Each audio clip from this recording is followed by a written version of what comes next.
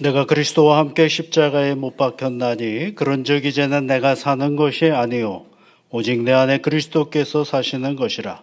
이제 내가 육체 가운데 사는 것은 나를 사랑하사 나를 위하여 자기 자신을 버리신 하나님의 아들을 믿는 믿음 안에서 사는 것이라.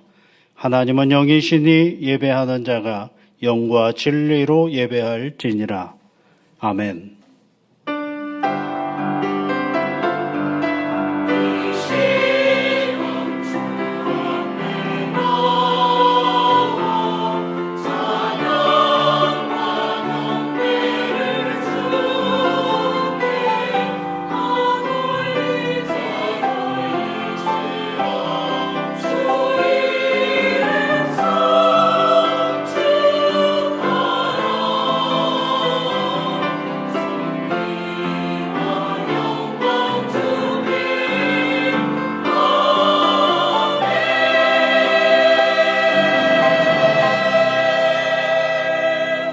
오늘도 우리를 찾으시는 여호와 아버지 하나님, 예배하는 자로 저희들을 이 자리에 세워주셔서 감사를 드립니다.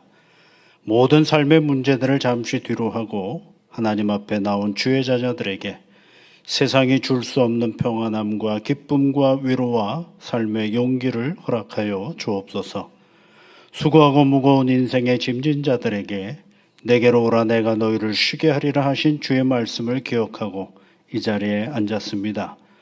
예배를 통해 참된 쉼을 얻는 하나님께 온전히 올려드리는 예배되게 이끌어 주옵소서. 우리 구주 예수 그리스도의 이름으로 기원하옵나이다. 아멘.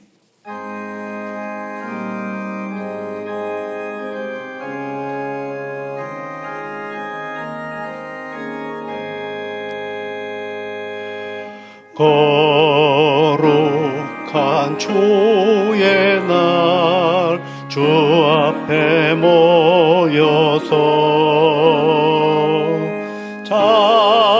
찬양과 경배를 주님께 돌리세. 주님의 크신 사랑 놀라운 조의 은혜 귀하신 주께 영광을 돌리세. 엎드려 경배하세. 주님의 크신 은혜 영원토록 할렐루야. 소리 높여 찬양하세. 거룩한 주의 날 주 앞에 모여서 온 몸과 마음을 다 주께 돌리세.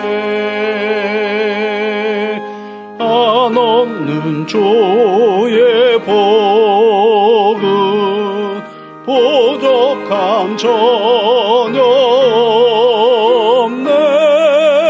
귀하신 주께 감사를 드리세. 엎드려 경배하세. 주님의 크신 은혜 영원토록 할렐루야. 소리 높여 찬양하세.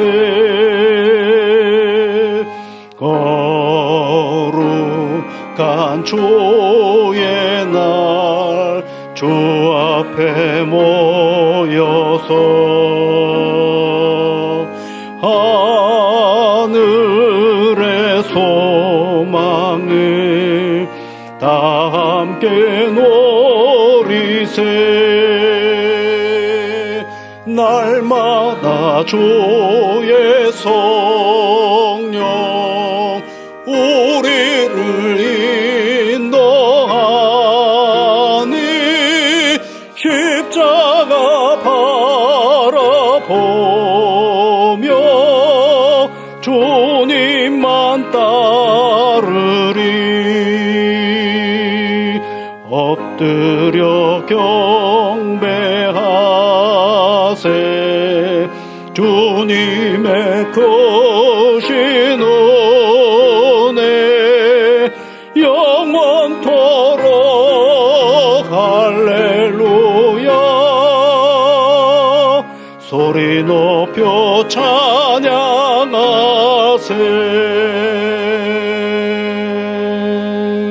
교동문은 44번입니다. 온 땅이여 여호와께 즐거운 찬송을 부를지어다.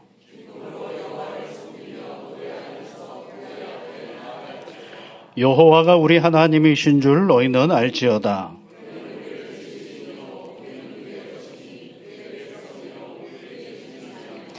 감사함으로 그의 문에 들어가며 찬송함으로 그의 궁정에 들어가서 여호와는 선하시니 그의 인자하심이 영원하고. 아멘. 우리 사도신경으로 우리의 신앙을 함께 고백하겠습니다. 나는 전능하신 아버지 하나님 천지의 창조주를 믿습니다. 나는 그의 유일하신 아들 우리 주 예수 그리스도를 믿습니다. 그는 성령으로 잉태되어 동정녀 마리아에게서 나시고 본디오 빌라도에게 고난을 받아 십자가에 못 박혀 죽으시고 장사된 지 사흘 만에 죽은 자 가운데서 다시 살아나셨으며 하늘에 오르시어 전능하신 아버지 하나님 우편에 앉아 계시다가 거기로부터 살아있는 자와 죽은 자를 심판하러 오십니다. 나는 성령을 믿으며 거룩한 공교회와 성도의 교제와 죄를 용서받는 것과 몸의 부활과 영생을 믿습니다. 아멘.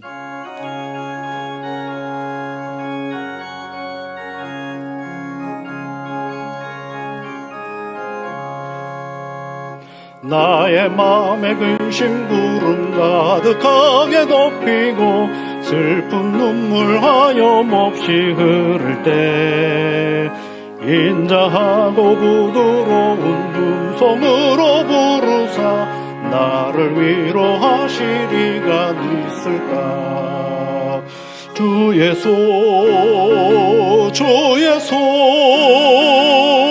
주 예수밖에 누가 있으랴.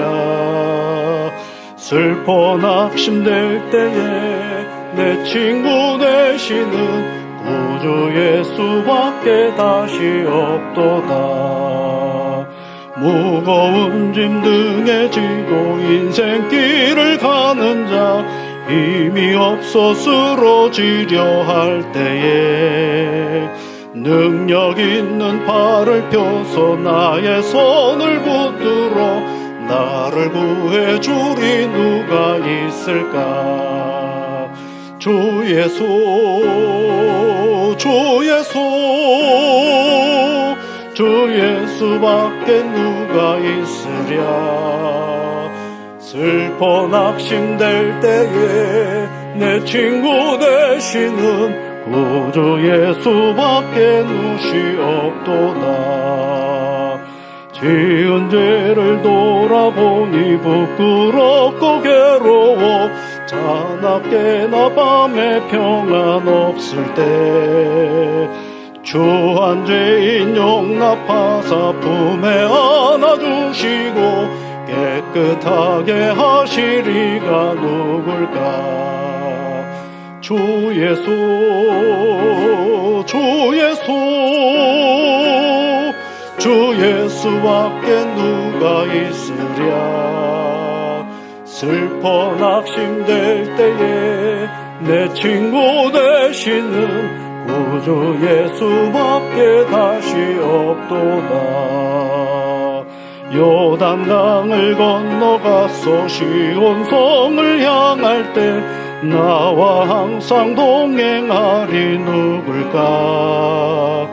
두려움에 검은 구름 모두 헤쳐버리고 나의 갈 길 인도하리 누굴까. 주 예수 주 예수 주 예수밖에 누가 있으랴. 슬퍼 낙심될 때에 지친 구 되시는 구주 예수밖에 다시 없도다.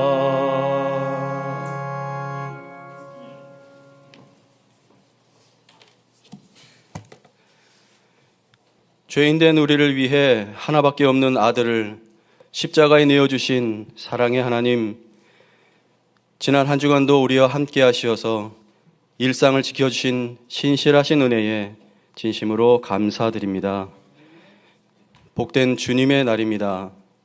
우리의 마음과 힘과 뜻을 다하여 하나님을 온전히 예배하기를 원하오니 성령님 도와주시옵소서. 자비하신 하나님, 지난 시간의 허물과 부족함을 자복하고 회개합니다.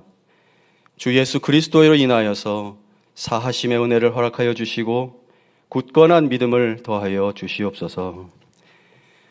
역사를 주관하시는 전능하신 하나님, 나라를 잃고 떠도는 민족들의 아픔과 서름이 아직도 세계 곳곳에 계속되고 있음을 보면서 오늘의 대한민국을 허락하여 주신 하나님의 은혜에 감사를 드립니다. 호국 보훈의 달을 지내면서 특별히 간구하옵기는 지난날 위기에 처한 조국을 위하여 몸바쳐 헌신한 선진들의 뜨거운 희생을 마음 깊이 기억하는 민족이 되게 하여 주시옵소서.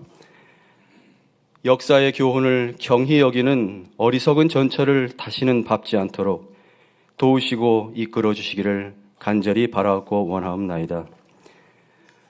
63년 전에 주님의 거룩한 뜻을 품고 태능교회를 세우시며 여기까지 인도하여 주신 은혜를 감사합니다. 날마다 예수님의 십자가와 부활의 은혜 가운데에서 굳게 서서 세상에 생명의 빛을 밝히는 믿음의 공동체로 든든히 서가게 하여 주시옵소서.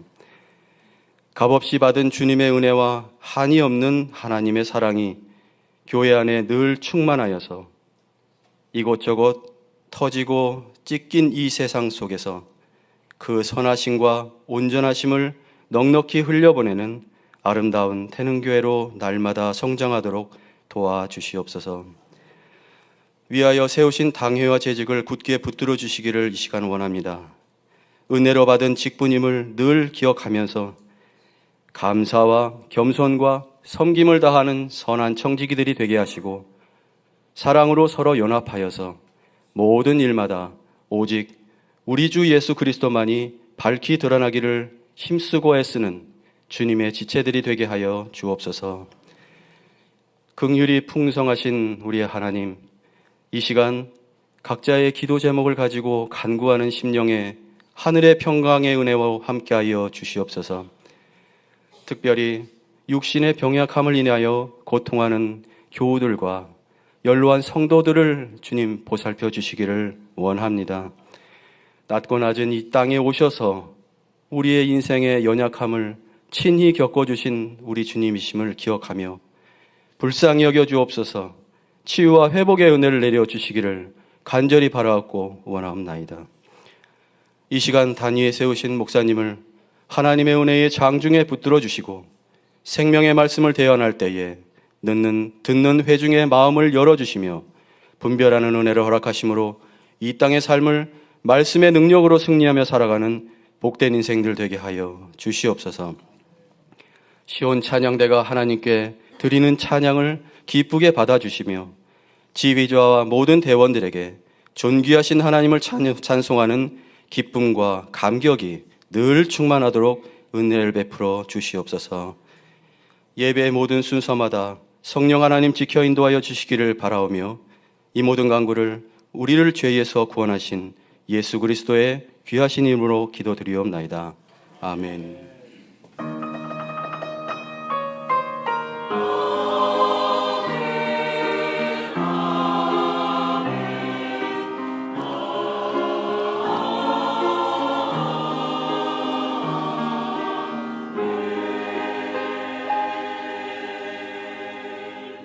오늘 우리에게 주시는 하나님의 말씀은 신약성경 갈라디아서 2장 11절부터 21절까지 말씀입니다. 신약성경 303면에 있습니다. 갈라디아서 2장 11절부터 21절까지 말씀을 우리 함께 같이 읽겠습니다. 게바가 안디옥에 이르렀을 때에 책망받을 일이 있기로 내가 그를 대면하여 책망하였노라. 야고보에게서 온 어떤 이들이 이르기 전에 게바가 이방인과 함께 먹다가 그들이 오매 그가 할례자들을 두려워하여 떠나 물러가매 남은 유대인들도 그와 같이 외식함으로 바나바도 그들의 외식에 유혹되었느니라.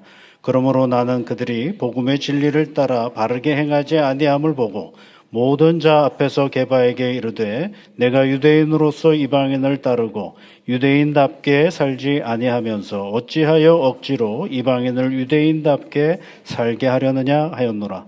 우리는 본래 유대인이요 이방 죄인이 아니로되 사람이 의롭게 되는 것은 율법의 행위로 말미암음이 아니요 오직 예수 그리스도를 믿음으로 말미암는 줄 알므로 우리도 그리스도 예수를 믿나니 이는 우리가 율법의 행위로서가 아니고 그리스도를 믿음으로써 의롭다함을 얻으려 함이라. 율법의 행위로서는 의롭다함을 얻을 육체가 없느니라. 만일 우리가 그리스도 안에서 의롭게 되려 하다가 죄인으로 드러나면 그리스도께서 죄를 짓게 하는 자냐? 결코 그럴 수 없느니라. 만일 내가 헐었던 것을 다시 세우면 내가 나를 범법한 자로 만드는 것이라. 내가 율법으로 말미암아 율법에 대하여 죽었나니 이는 하나님에 대하여 살려 함이라. 내가 그리스도와 함께 십자가에 못 박혔나니 그런즉 이제는 내가 사는 것이 아니요 오직 내 안에 그리스도께서 사시는 것이라. 이제 내가 육체 가운데 사는 것은 나를 사랑하사 나를 위하여 자기 자신을 버리신 하나님의 아들을 믿는 믿음 안에서 사는 것이라. 내가 하나님의 은혜를 패하지 아니하노니 만일 의롭게 되는 것이 율법으로 말미암으면 그리스도께서 헛되이 죽으셨느니라. 아멘.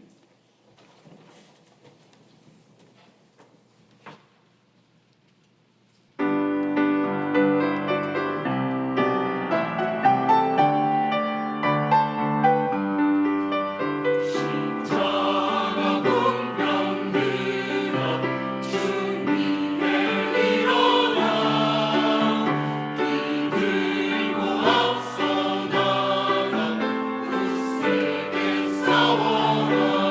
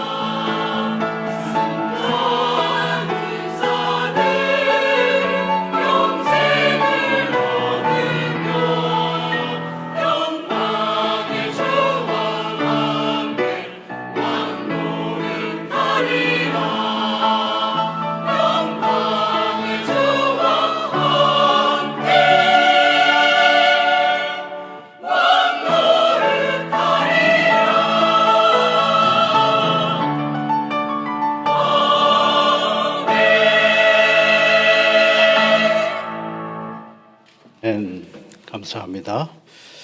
갈라디아서에 있는 말씀을 이제 계속 읽어 나가고 있습니다. 오늘은 우리가 잘 아는 그런 성경 구절이 하나 있죠.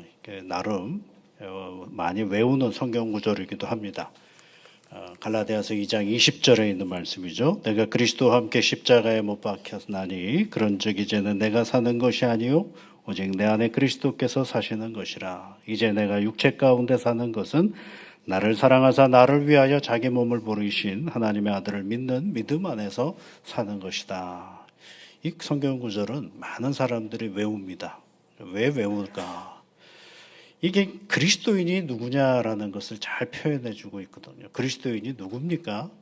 십자가, 그리스도와 함께 십자가에서 죽은 사람이 그리스도인입니다. 그리스도인이 누굽니까? 그리스도와 함께 다시 산 사람들이 바로 그리스도인입니다. 그래서 육체 가운데 사는 것, 그리스도를 믿고 믿음의 삶을 사는 것은 내가 내 의지로 사는 것이 아니라 내 안에 계시는 아들을 믿는 그 믿음 안에서 사는 것이다 라는 것을 한 구절로 정리를 했기 때문에 이 구절을 많은 사람들이 외우기도 하고 이 구절을 따르기도 하고 그렇습니다. 그러면 이 구절이 나오기까지는 어떤 사건이 있게 마련입니다. 여러분, 서신서는요, 어떤 문제가 있어서 편지를 보내게 된 경우들이 많습니다. 이 갈라디아 서신은 어떤 문제가 있었느냐면, 이 갈라디아 땅은 이방 땅이거든요. 헬라 사람들이 많이 살고 있죠. 이방인으로서 복음을 영접한 그의 사람들이 있고, 그 이방 땅에 또 유대인들도 살고 있거든요. 근데 그 유대인으로 있다가 예수를 영접한 사람도 있습니다. 삶의 배경이 서로 다릅니다. 근데 그 문화적이고 종교적인 배경이 서로 다른 사람이 예수 안에서 서로 만났어요. 그래서 한 교회 공동체를 이루어가다 보니까 예수만 믿으면 된다. 사도 바울이 그렇게 복음을 전해서 예수를 믿게 되었는데, 가만히 보니까 유대인으로서 예수를 믿었던 믿음의 사람들 중에 주장하는 것이 한 가지가 생겼는데, 예수만 믿어가지고는 안 되고 예수와 더불어서 할례를 행하고 율법을 지켜야만이 온전한 구원이다 라고 주장하는 사람들이 교회 공동체 안에 생겼어요.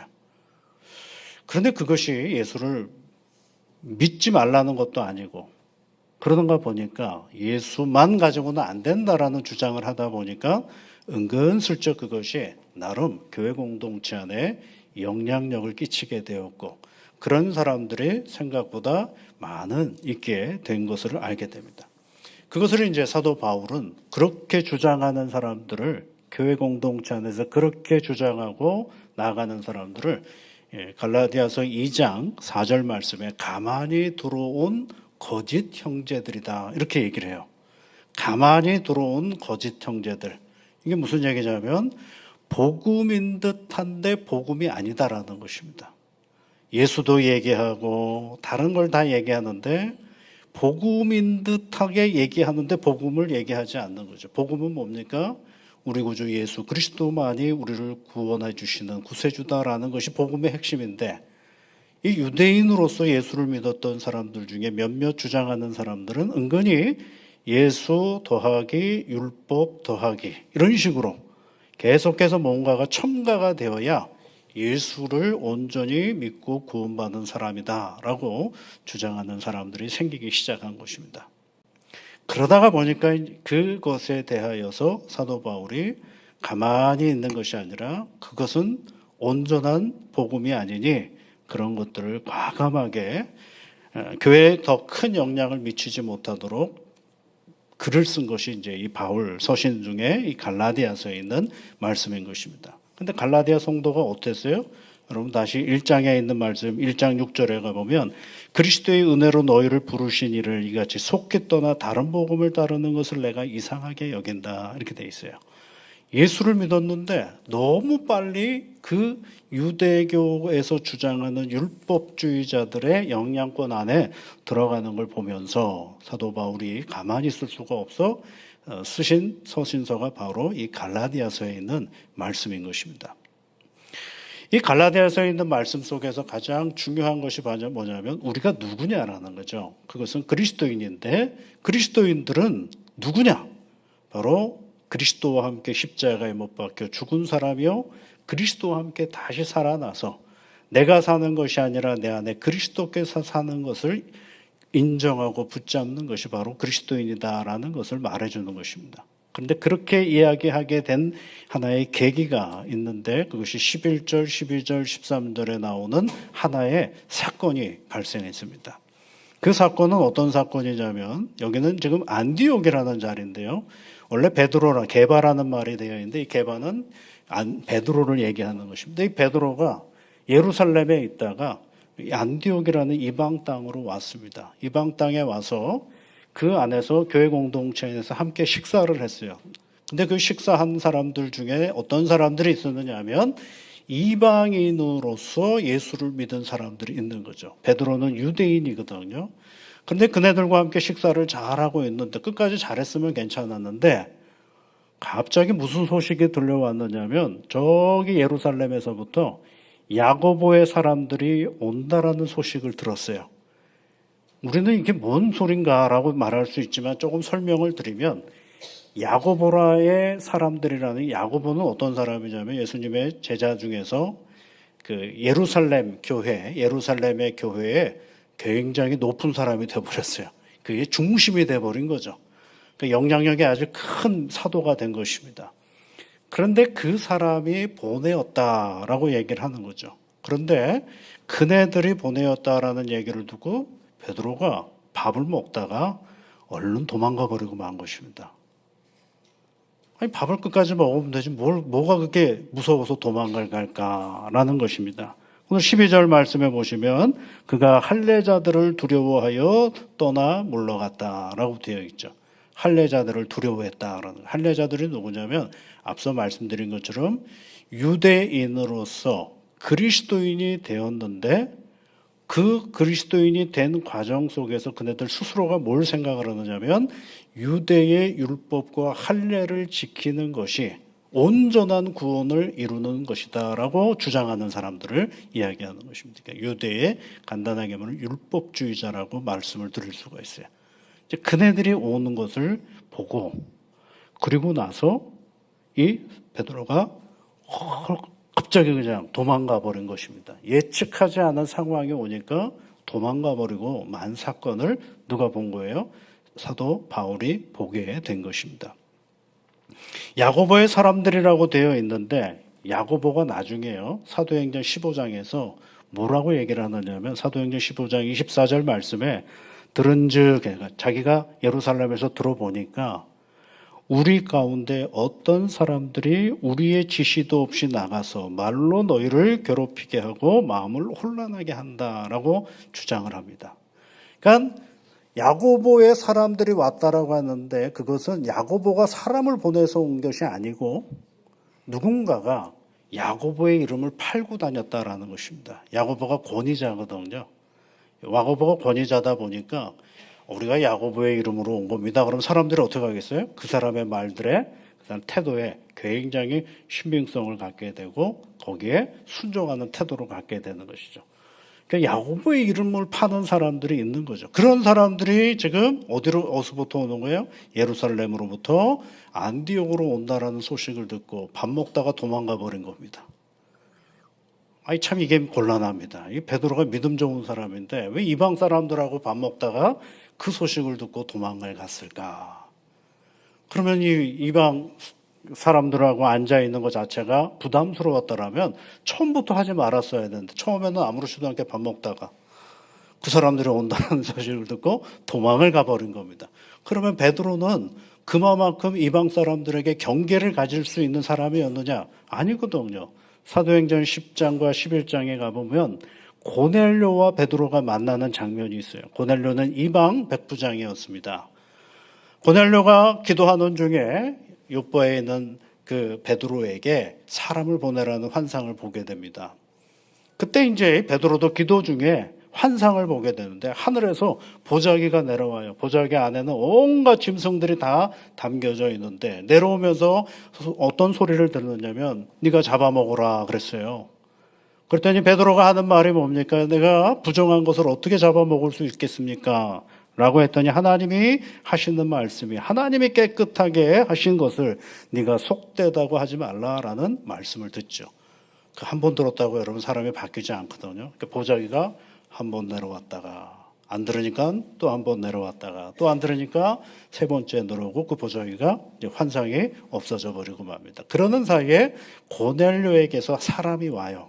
그래서 그 베드로가 그 환상과 고넬료에게 오는 사람을 바라보면서 그가 해석해서 누구에게로 가냐면 고넬료에게로 갑니다. 그리고 거기서 예수를 전하고 그 가정이 온전히 다 예수를 영접하는 사건을 보면서 베드로가 깨달은 바가 있어요. 그 깨달은 바를 사도행전 10장에서 34절 35절에서 뭐라고 얘기를 하느냐면 내가 참으로 하나님은 사람을 외모로 취하지 아니하시고 각 나라 중에 하나님을 경외하며 의를 행하는 사람은 다 받으시는 줄을 내가 깨달았다. 이렇게 얘기를 해요. 뭘 깨달았느냐면 이방인들도 예수를 믿게 된다라는 사실을 베드로는 자기 삶으로 자기 눈으로 확인한 사람이 됐어요. 그러면 여러분 이방인에게도 성령이 역사하신다라는 사건을 알았더라면 이방인하고 밥 먹다가 유대인들이 온다고 해서 도망갈 이유는 없지 않겠습니까? 그냥 밥 먹고 거기서 그냥 오면 오는 대로 맞이하면 될 것 같은데 왜 도망갔을까? 이게 참 궁금합니다. 그런데 이 사건은 여러분 예상했던 사건이 아니거든요. 예측하고 준비할 수 있는 사건이 아니거든요. 그런데 갑자기 그 소식을 듣고 갑자기 도망가 버리고 말았어요. 그에게 뭘 얘기하는 걸까요? 복음의 진리는 우리 머릿속으로는 알 수도 있고요. 우리가 어느 성경을 통해서 확인할 수도 있지만 그것이 자기 몸이 되지 아니하면 원래대로 돌아간다는 사실을 우리에게 가르쳐 주는 거죠. 복음이 내 삶이 되지를 않으면 복음을 알아요. 예수를 믿는다는 것도 베드로나 사도 바울이나 인식은 똑같아요. 그런데 왜 도망갔느냐라는 거예요. 그것은 그 복음의 내용이 자기의 몸이 되지를 않은 거죠. 그러니까 그 유대인들이 온다라는 소식에 자기가 그 복음의 내용을 삶으로 살았던 내용을 확인하고 대응하고 반응하기보다는 도망가는 것이 뭐가 먼저 돼버리는 몸이 도망가는 것으로 더 인식되어졌다라는 것입니다. 그런데 여러분 베드로는 이런 부분이 한 분 더 있었죠. 예수님이 붙잡으셨어요. 대제사장들에게 붙잡혀서 가셨는데 궁금했던 베드로가 멀리 가지도 못하고 그 주변을 맴돕니다. 그런데 이 모닥불을 이렇게 비추고 있던데 웬 여종 하나가 아이 저희 베드로도 저 사람도 예수님과 함께 했던 사람이에요 라고 얘기를 하니까 그가 어떻게 합니까? 아니요 이렇게 나 아닙니다 라고 얘기를 합니다. 여러분 그 예측한 상황이 아닙니다. 굉장히 상황 자체가 준비되어지고 예측 가능한 상황이 훅 들어온 거예요. 어느 순간에요. 그러니까 뭐예요? 자기가 알고 있는 예수님과 만났던 그 모든 순간 거기를 도망가지 못했던 이유가 뭐예요? 예수님이 어떻게 될까라는 궁금함이 있어서 거기 도망가지는 못했는데 확 들어오니까 어떻게 돼요? 원래대로 가버리는 거죠. 그게 뭘 얘기하는 걸까요? 복음은 알지만 복음은 이해를 했지만 복음이 몸이 되지를 않는 거죠. 복음이 자기의 삶이 되지를 않은 거예요. 그러다 보니까 어떻게 되는 거예요? 예기치 않는 상황, 부득이한 상황, 우리가 상상하지 못했던 어떤 상황을 만나면 원래 죄의 모습으로 확 하고 가는 일은 너무너무 금방이라는 사실을 말해주고 있는 것입니다. 그것이 사도 바울에게는 굉장한 책망거리가 되어버리고 만 것이죠. 이걸 가만둬서는 안 된다라고 생각을 한 겁니다.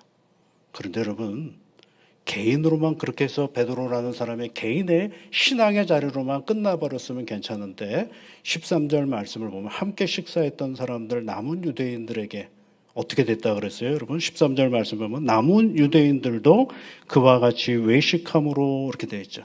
남은 유대인들도 베드로가 도망갔던 것처럼 거기에 외식이라는 표현이 뭐라고 하는데 원래 헬라의 의미로는 외식이라는 말은 그것은 가식, 위선을 얘기하는 것입니다.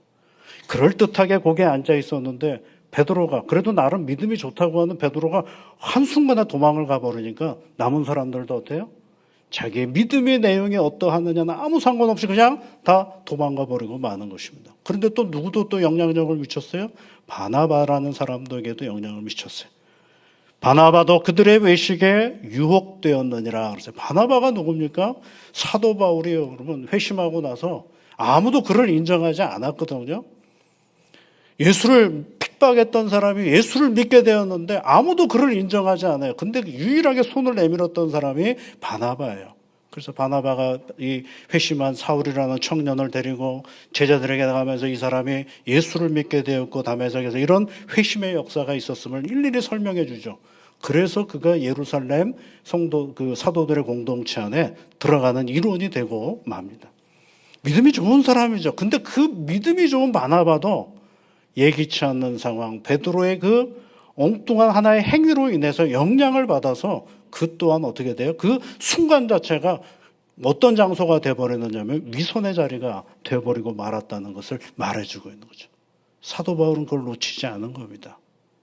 그러면서 사도 바울이 그 베드로의 모습을 보면서 오늘 권면하는 내용이 15절, 14절 이하부터 쭉 나오는 내용이죠. 뭐냐? 우리의 믿음을 다시 점검해 보자라는 거예요.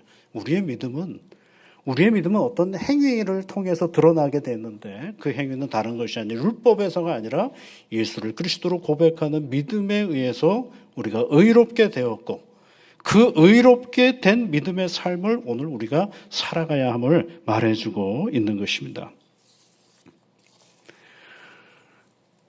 그것을 이제 보면서 사도 바울은 책망하고 있는 거죠. 책망했다. 그래서 대놓고 책망하는 겁니다. 좀 따로 불러서 얘기하면 좋을 텐데 대놓고 그냥 공개적으로 책망하는 거죠.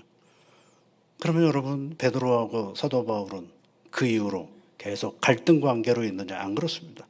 시간이 지나면 다시 베드로와 사도 바울은 같이 복음을 전하는 사람으로서 그 위치를 가져가는 것들을 우리 성경을 통해서 보게 됩니다. 그러면 베드로가 이 사도 바울은 왜 베드로를 이 모습을 지적할 수밖에 없었느냐? 그 복음의 자리를 잘못 흐트러 버리면 길이 달라져 버리거든요. 그러니까 더 어긋난 길로 가기 전에 그 길에 대한 선명함을 분명하게 드러나는 것입니다. 사도 바울은 굉장히 성격이 불같은 사람이었던 것 같아요. 그는 예전에도 복음을 전하다가 마가라는 사람을 데리고 간 적이 있었어요. 1차 전도 여행을 가는데 마가를 데리고 이렇게 가다가 마가가 복음 전하는 일이 만만치 않고 너무 힘들거든요. 가다가 중간에 포기하고 그냥 돌아왔습니다. 그런데 이 돌아왔는데 그 다음부터 또 무슨 일이 벌어지냐면 두 번째 전도 여행을 가기 시작했는데 바나바라는 사람이 마가를 데리고 가자고 제안을 해요. 사도 바울이 절대 안 된다 그럽니다. 데리고 갑시다. 안 됩니다. 데리고 갑시다. 안 됩니다. 그러다가 어떻게 해요? 그것을 둘이 대판 싸우게 돼요. 그리고 갈라져 버립니다. 그래서 마가와 바나바가 한 팀이 되고 사도 바울과 그리고 신라가 한 팀이 됩니다. 그래서 따로따로 가게 되죠. 그러면 그 다음부터 그 사람들이 서로 안 봤느냐? 안 그렇거든요. 또 나중에 또 다른 서신에 보면 마가를 내게로 데려오라. 마가와 같은 사람이 없다. 사도 바울이 그런 얘기를 합니다. 그러면 왜 그때 그 문제를 일으켰느냐? 그때는 복음에 맞지 않는 행위, 복음에 걸맞지 않는 태도, 그런 것들에 대해서는 가감없이 사도 바울이 지적하고 책망하는 모습을 보게 되는 것입니다. 그 이야기를 통해서 여러분 보면 사도 바울은 이 베드로의 이 태도를 보면서 오늘 우리의 복음의 내용이 무엇인가 그것을 정확하고 분명하게 다시 설정하고 그리고 정리해 보는 것입니다. 우리는 사람의 의롭게 되는 것은 율법의 행위로 말미암은 것이 아니요 오직 예수 그리스도를 믿는 믿음으로 말미암는 줄 우리가 안다라고 고백을 합니다. 행위로서가 아니라 의롭게 되는 것은 육체가 그러니까 행위를 통해서 의롭게 되는 육체는 없다. 오직 믿음으로 말미암아 우리가 의롭게 된다라는 것을 얘기하고 그런 가운데 예수를 믿는 믿음의 사람들은 어떤 사람들이냐? 십자가에 예수님과 함께 못 박힌 사람이요 그리스도와 함께 다시 사는 사람들인데 다시 산다라고 할 때는 그것은 내가 사는 것이 아니라 내 안에 그리스도께서 사신다라는 사실을 얘기해 주고 있습니다. 그래서 여러분 복음으로 우리 믿음의 길을 걸어가는 데 있어서 복음이 뭐가 되어야 되느냐면요. 복음이 우리의 몸이 되어야 하고 복음이 우리의 삶이 되어야 하는 것입니다. 그것을 지금 사도 바울은 가르쳐주고 있는 것이죠. 내가 예수 안에 산다라는 거죠. 내가 내 안에 예수가 산다라는 건 내가 하는 말, 내가 하는 행위, 내가 하는 모든 태도가 누구를 드러내는 자리냐면 예수님을 드러내는 자리인 것을 우리에게 가르쳐주고 있는 것입니다. 복음으로 산다는 건 생각보다 쉽지가 않습니다. 복음은 아는 건 간단해요. 성경을 읽고 그리고 성경 말씀을 아멘하고 받아들이면 아 그렇구나라고 알 수 있어요. 근데 그 복음을 가지고 내 삶을 사는 건 생각보다 굉장히 어렵습니다. 왜냐하면 삶은 복음으로 살도록 가만두고 있지를 않기 때문에 그렇습니다. 너무 다양한 인생의 문제들이 우리 앞에 다가올 때가 있죠. 특별히 오늘날과 같은 복잡다단한 인생의 삶을 살아가는 과정에서 복음으로 산다라는 건 생각보다 굉장한 고민이 많은 자리일 수가 있습니다. 옛날 우리 개신교가 처음에 한국에 들어올 때 그 선교 초기에 여러 이야기들이 많이 있습니다. 그중에 이제 개성에 사는 한 사람의 이야기가 있어요. 김보경이라는 성도님입니다. 김보경. 선교 초기에 이제 개성에 김보경이라는 성도님이 계셨는데 그분의 직업은 집신을 삼아가지고 판매하는 영세상인이었습니다. 집신을 삼아 장애에 내다 팔던 영세상이었는데 이제 어느 해 섣달 금음이 되어서 개성에 큰 장애에 들어서게 되었습니다. 왜냐하면 이제 정오를 앞두고 큰 대목이죠. 근데 계산을 해보니까 주일을 날이 그 장날 딱 가운데 날이에요. 그래가지고 교회는 가야 되겠고 집신은 또 대목이니까 너무 많이 만들어 놔가지고 그것도 팔아야 되겠고 교회를 가야겠다라고 마음먹으니까 집신 생각이 나고 집신을 팔아야 되겠다라고 생각하니까 선교사님이 늘 하셨던 말씀이 생각나요. 교인은 주의를 어겨서는 안 됩니다. 라는 이 선교사의 말이 늘 기억이 나는 것입니다. 그래서 이 김보경이라는 사람이 용기를 내어서 그 장날을 포기하고 하나님 앞에 예배를 드렸습니다. 예. 굉장히 아쉬워하는 표정으로 보시네요. 장사를 해야 되는데 그렇죠. 이제 어느 하루 이제 예배를 잘 드렸죠. 지금은 이제 우리가 저녁 예배는 잘 안 드리지만 예전에는 우리 보면 아침 예배도 드리고 점심에도 가서 예배 드리고 저녁에도 가서 예배를 하루 종일 하나님 앞에 예배를 드렸는데 예배를 다 드리고 났더니 아쉬운 거죠. 집신은 가득 있는데 그래서 이제 그 다음 날 장날 끝날이지만 그래도 팔 수 있는 것이 있을 것 같아서 그 다음 또 장에 갔는데 웬걸요? 사람이 하나도 없네요. 장날은 끝났다 그러지만 그래도 기본 장에 대한 어떤 여러 가지 형편들이 있을 터인데 사람이 없고 다 장터마다 상점이 다 문이 잠겨져 있는 것입니다. 그래도 이 사람은 어떻게 집신을 많이 만들어 놨으니까 그 집신을 자판을 다 깔고 사람이 지나가기를 사람이 오나 하고 보는데 아무도 안 오는 것입니다. 한참 있다가 왜 사람이 없나를 알게 되었어요. 그날 아침에 순사가 와가지고 오늘 이 장터에 높은 사람이 왔다 갈 테니까 아무도 얼씬거리지 말라 그런 겁니다. 그러니까 상가도 다 문을 닫고 사람들도 다 들어가 있는 거죠. 나중에 그 소식을 알게 되었어요. 에휴, 이제 가야 되겠다라고 마음 먹고 있는데 순사가 또 한 사람이 와가지고 하는 말이 장터에다가 하는 말이 뭐죠? 오늘 오기로 한 사람이 안 오기로 했다고. 예, 그랬더니 이제 상점 문이 다 열리기 시작하고 사람들이 왔다 갔다 하기 시작을 합니다. 그런데 놀라운 거는요. 집신 파는 사람은 이 김보경 씨밖에 없었어요. 왜요? 경보가 울리니까 왜 높은 사람이 온다는 소식을 미리 접한 모든 집신 장사들은 다 딴 데로 가버린 겁니다. 오직 그 사람만 딱 남은 거죠. 그래서 어떻게 했을까요? 예, 집신이 모자랐어요. 나머지는 더 이윤을 더 남겨서 모든 것을 다 팔았다는 것입니다. 이분의 이 이야기는 김보경 씨가 이제 선교사님들에게 들려줬던 이야기가 기록이 되어 있는데 그것을 이제 이덕주 교수라가 우리 한국교회사를 전공하신 이덕주 교수가 한국교회 이야기 속에 소개하는 글입니다. 그래서 이분이 나중에 부지런하고 신앙생활도 잘해서 나중에 개성에 큰 부자가 되었다 그럽니다. 그리고 교회를 위해서 선교하는 일에서 열심히 선교하고 섬기는 일을 했다고 기록이 되어 있습니다. 여러분, 믿음을 갖는 건 어렵지 않습니다. 그런데 믿음으로 사는 건 생각보다 너무 어렵습니다. 믿음을 가지려고 애를 쓰는 건 참 귀한 일입니다. 더 귀한 것은 믿음으로 사는 거예요. 그 믿음이 우리의 눈으로 보여야 되겠고, 그 믿음이 우리의 말로 드러나야 되겠고, 그 믿음이 우리의 손발로 표현되어져야 하는 것입니다. 그래야 누가 드러나요? 예수가 드러나는 것입니다. 그리스도를 믿음으로써 얻은 의는 다른 말로 하면 구원이에요.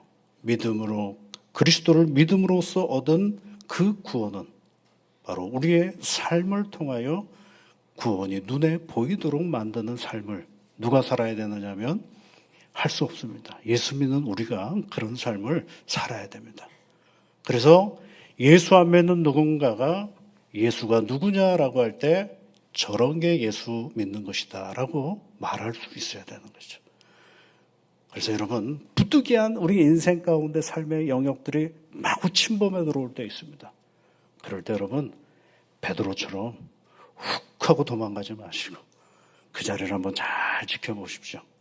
잘 지키면 그것의 가장 견고한 자리에 내 신앙을 지킬 때 거기서 새로운 하나님을 만나는 자리가 그 자리입니다. 우리가 하나님을 만나러 다른 데 갈 필요가 없어요. 구체적으로 내 삶의 자리 속에서 부딪히는 그 부득이함의 자리 속에 오직 믿음을 가지고 그 자리에 서 있으면 누구를 만나는 거예요? 나를 찾아오시는 하나님을 새롭게 만나는 자리가 바로 그 자리인 것입니다. 오늘도 우리는요, 내 믿음은 잠깐 주머니 속에 넣어버리고 그냥 세상의 처세와 방법대로 살아가는 것이 더 효율적이고 유익함이 있을 거라고 생각되어지는 상황이 우리에게 옵니다. 그러면 도망가지 마시고 고민을 하십시오. 내가 어떻게 하는 것이 믿음을 지키는 길일까 고민을 하십시오. 고민하는 자리에 성령의 지혜로 함께 해주시고, 고민하는 자리에 놓아야 할 것들은 놓게 해주시고, 붙잡을 거는 붙잡게 해주시고, 더해 줄 것들은 우리 하나님께서 더해 주십니다. 그게 뭐예요? 믿음이거든요. 성경에 있는 구절을 안다고 믿음이 아니고 예수님이 어떠한 분이라는 걸 안다고 믿은 것이 아니라 그분이 내 삶에 녹아질 때가 참된 믿음인 것입니다. 그리스도를 믿음으로 얻은 이 구원의 감동이 우리 일상의 삶의 자리 속에 구체적으로 잘 드러나도록 오늘도 용기 있게 이 땅의 삶을 살아가는 믿음의 사람들이 다 되시기를 주의 이름으로 축복합니다. 하나님 감사합니다. 오늘도 우리에게 귀한 갈라디아서의 말씀을 함께 읽어봅니다. 아버지 하나님, 믿음 좋았던 베드로가 부득이한 예기치 않은 한 상황을 직면하고 한순간에 그의 믿음의 자리를 흩어버리는 그 모습을 보면서 사도 바울이 분명하게 이야기를 합니다. 성령 하나님, 우리 인생도 우리가 알 수 없는 부득이한 삶의 형편들에 놓일 때가 있습니다. 그것이 믿음을 지키기에는 쉽지 않은 여건일 때 하나님 아버지, 주님을 붙잡고 그 자리에 용기 있게 서 있을 수 있는 담대함을 허락하여 주옵소서. 그리하여 마침내 그 자리에 찾아오시는 우리 하나님의 지혜와 능력을 맛보아하는 저희들 되게 은혜를 내려 주시옵소서. 예수님 이름으로 기도하옵나이다. 아멘.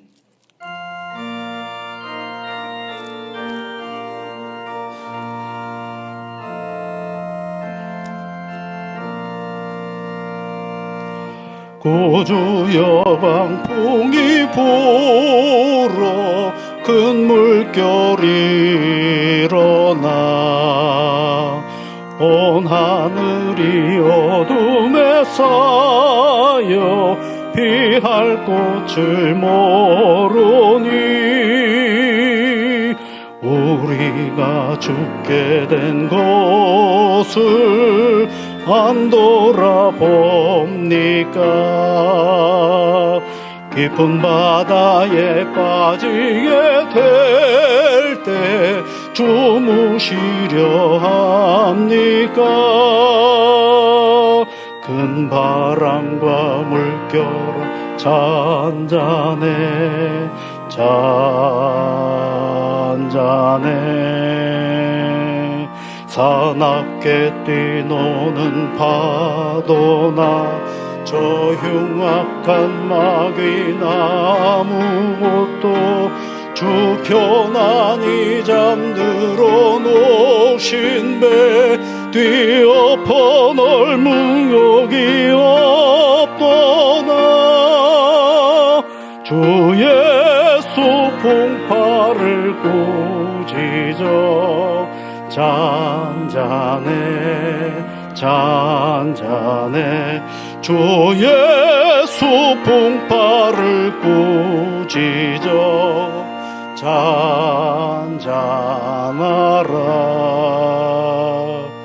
구주여 떨리는 내 맘 저 풍랑과 같아서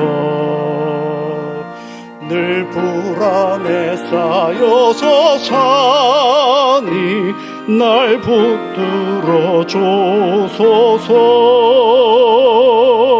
세상의 풍파가 나를 삼키려 합니다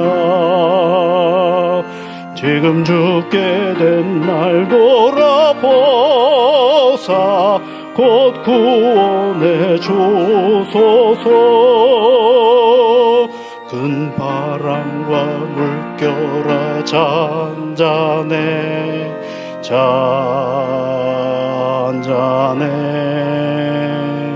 사납게 뛰노는 파도나 저 흉악한 마귀나 아무것도 주 편안히 잠들어 놓으신 배 뒤엎어 놓을 능력이 없도다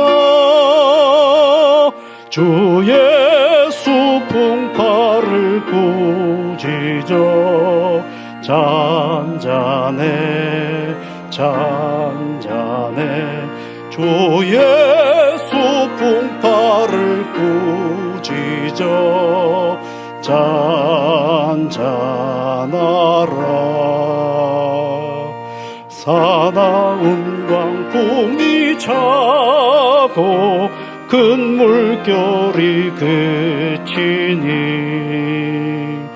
그 잔잔한 바다와 같이 내 마음이 편하다 구주여 늘 함께 계셔 떠나지 마소서 복된 항구에 즐거이 가서 그 언덕을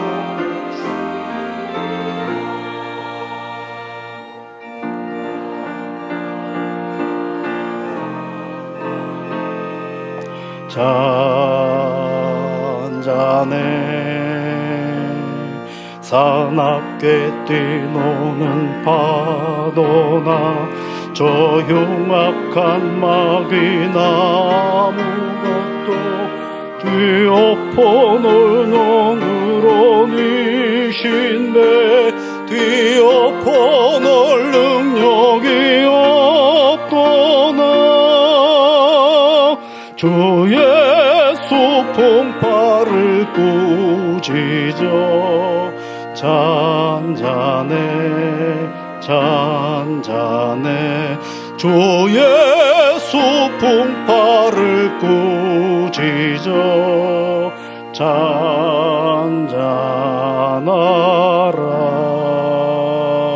잔잔하라 만복의 근원이신 여호와 아버지 하나님 사랑하는 믿음의 사람들이 하나님께 귀한 예물을 드립니다. 간단한 삶의 자리가 아니라 세상의 평지풍파가 만만치 않은 삶의 형편수 속에서도 우리 하나님을 기억하여 드리는 귀한 예물이오니 주 성령께서 드리는 이들의 모든 마음과 몸을 주장하시고 이끌어 주시사 하늘의 은혜와 복으로 채우시고 인도하여 주시옵소서. 존귀하신 아버지 하나님, 한 주간이 새롭게 시작이 되었습니다. 예배를 드린 이 마음을 가지고 세상 속에서 홀로 하나님께 예배하는 시간들이 되게 인도하여 주옵소서. 사람을 만나는 과정 속에서 하나님의 임재를 보게 하시고 내가 경험해야 할 인생의 사건들 앞에서 동행하시는 하나님을 경험하며 나아갈 은혜를 허락하여 주시옵소서. 그리하여 우리 하나님은 언제나 우리와 함께 하시는 임마누엘의 하나님인 것을 고백하며 살아가는 저희들 되게 은총을 내려 주시옵소서. 두려워 말라 내가 너와 함께함이라 놀라지 말라 나는 너의 하나님이 됨이라 우리에게 말씀하시는 하나님 아버지, 내가 너를 굳세게 하노라 하시는 주의 말씀을 의지하여 세상 속에 큰 웃음이 있는 새로운 한 주간이 되도록 도와주시옵소서. 예수님 이름으로 기도하옵나이다. 아멘.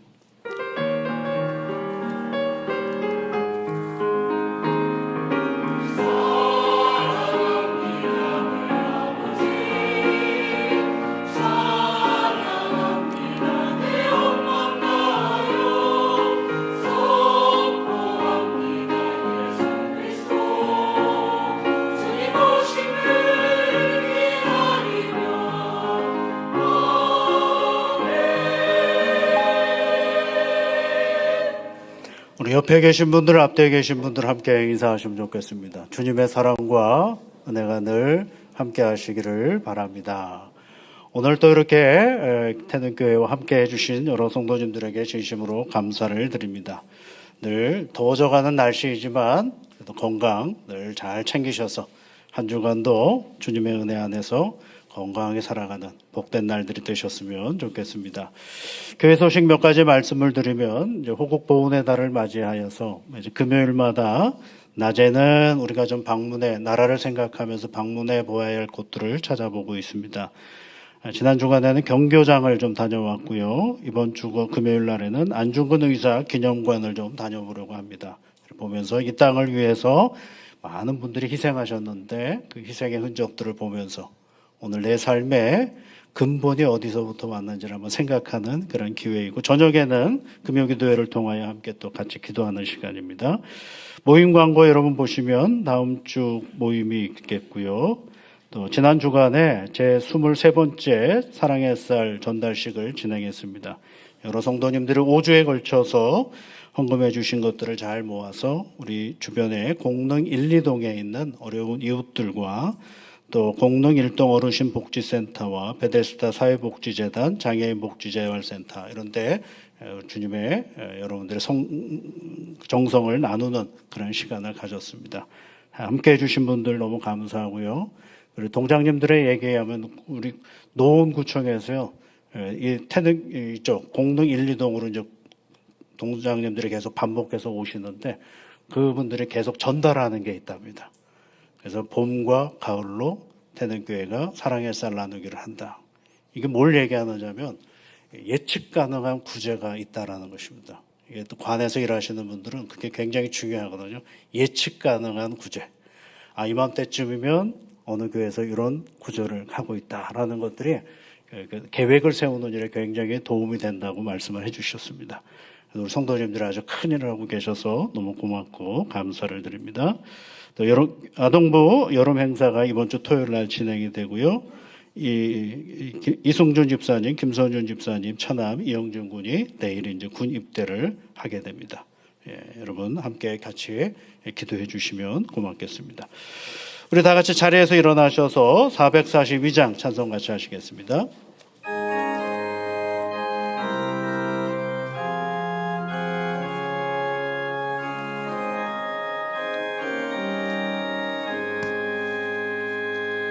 저 장미꽃 위에 이 손 아직 맺혀 있는 그때에 귀에 오는 이 소리 들리니 나 음성 분명하나 주님 나와 동행을 하면서 나를 친구 삼으셨네. 우리 서로 받은 그 기쁨을 알 사람이 없도다. 그 청한 주의 음성 우는 새도 잠잠케 한다. 내게 들리던 주의 음성이 늘 귀에 쟁쟁하다. 주님 나와 동행을 하면서 나를 친구 삼으셨네. 우리 서로 받은 그 기쁨을 알 사람이 없도다.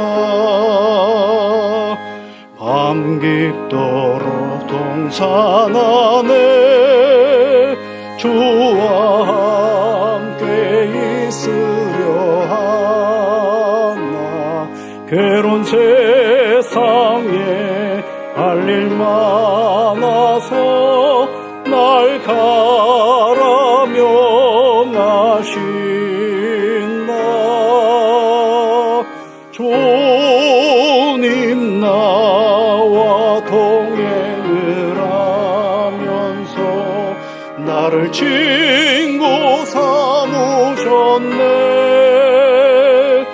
우리 서로 받은 그 기쁨은 알 사람이 없도다. 우리 구주 예수 그리스도의 크신 은혜와 하나님의 사랑하심과 성령의 위로와 복 주심이 세상을 향하여 나아가는 사랑하는 모든 주의 자녀들 위해 지금부터 영원토록 함께하옵시기를 축원합니다. 아멘.